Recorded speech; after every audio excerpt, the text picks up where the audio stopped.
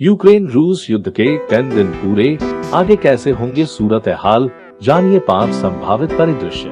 पश्चिमी सरकार के सूत्रों और थिंक टैंक विशेषज्ञों के मुताबिक आने वाले हफ्तों और महीनों में हालात और खराब हो सकते हैं। उससे संभावित परिदृश्य यहाँ दिए गए हैं। 24 फरवरी को यूक्रेन पर रूस के आक्रमण ने पूरी दुनिया को झकझोर कर रख दिया है। हमले के 10 दिन हो जाने के बाद भी रूसी राष्ट्रपति व्लादिमीर पुतिन ने अभी तक पीछे हटने का कोई संकेत नहीं दिया है। हालांकि आज यूक्रेन के 2 शहरों मारिउपोल और वोल्नोवाखा में अस्थायी युद्ध विराम और सुरक्षित गलियारा देने की घोषणा की है। पश्चिमी सरकार के सूत्रों और थिंक टैंक विशेषज्ञों के मुताबिक आने वाले हफ्तों और महीनों में हालात और खराब हो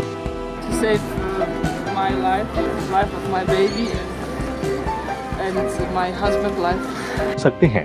उससे संभावित परिदृश्य यहाँ दिए गए हैं।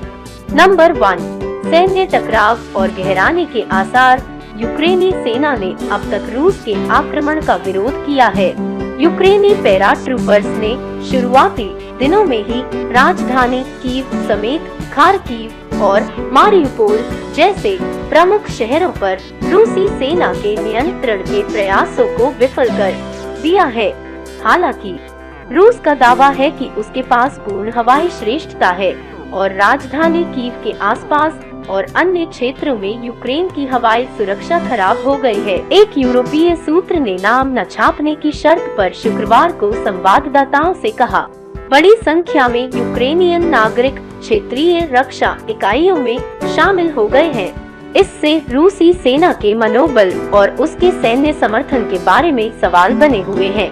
इससे उन्हें बहुत सारी समस्याएं हुई हैं। इस सप्ताह अमेरिकी थिंक टैंक रैंड कॉरपोरेशन के सैमुअल चरक ने लिखा, पश्चिम कुछ प्रतिबंधों का लाभ उठाकर पुतिन को यूक्रेनी सरकार को गिराने और रूसी समर्थक कठपुतली स्थापित करने के अपने मुख्य युद्ध के उद्देश्य को छोड़ने के लिए प्रेरित कर सकता है। रूस पर बीजिंग का भी दबाव बढ़ने के आसार हैं। नंबर 2, रूस में आंतरिक असंतोष और उथल-पुथल। रूसी राष्ट्रपति व्लादिमीर पुतिन देश के अंदर पनप रहे असंतोष पर कड़ी नजर रख रहे हैं। रूस में स्वतंत्र मीडिया और विदेशी समाचार प्रदाताओं पर कार्रवाई की गई है ताकि युद्ध के बारे में लोगों को वैकल्पिक जानकारी न मिल सके और सिर्फ अति वफादार सरकारी मीडिया पर ही निर्भर रहा जा सके। रूस के स्थानीय अधिकार समूहों के अनुसार सेंट पीटर्सबर्ग से लेकर मॉस्को तक के शहरों में छोटे छोटे युद्ध विरोधी प्रदर्शन हुए हैं, जिनमें कम से कम 6000 लोगों को गिरफ्तार किया गया है। सत्तारूढ़ वर्ग में भी दरार के संकेत हैं। कुछ सांसद कुलीन वर्ग और यहाँ तक कि निजी तेल समूह लुकोइल ने खुले तौर पर युद्ध विराम या लड़ाई को समाप्त करने का आह्वान किया है। नंबर 3, रूसी सैन्य सफलता।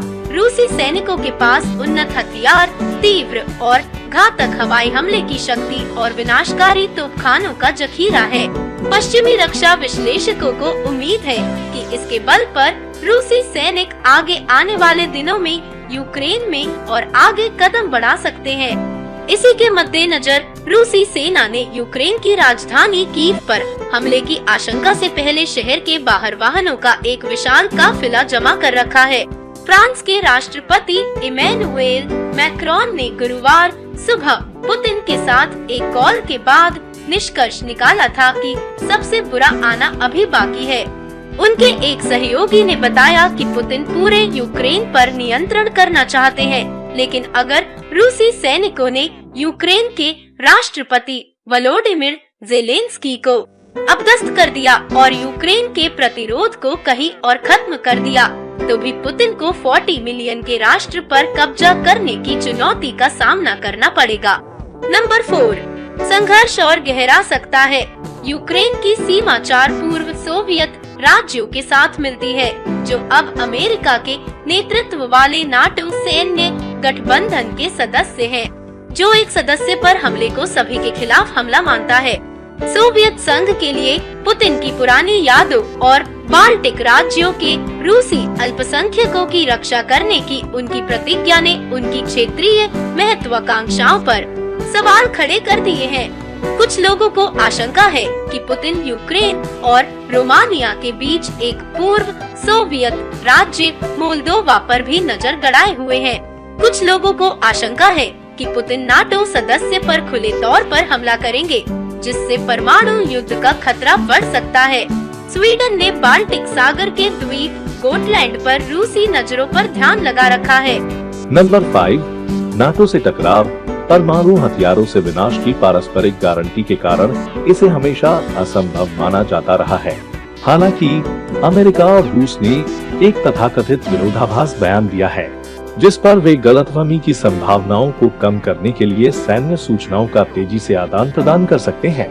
सीरिया में भी यही तरीका अपनाया जा चुका है, जहां 2015 से अमेरिकी और रूसी सेना देश के गृहयुद्ध के विपरीत पक्षों पर सक्रिय हुए थे। हालांकि पुतिन ने रूस के परमाणु निवारक बलों को हाई अलर्ट पर रखने का आदेश दिया है और रूसी विदेश मंत्री सर्गेई लावरोव ने चेतावनी दी है कि तीसरा विश्व युद्ध केवल एक परमाणु युद्ध हो सकता है। पश्चिमी विश्लेषकों का कहना है कि इस तरह की चेतावनियों को संयुक्त राज्य अमेरिका और यूरोप को यूक्रेन पर नो फ्लाई जोन जैसे विचारों पर विचार करने के रूप में लेना चाहिए।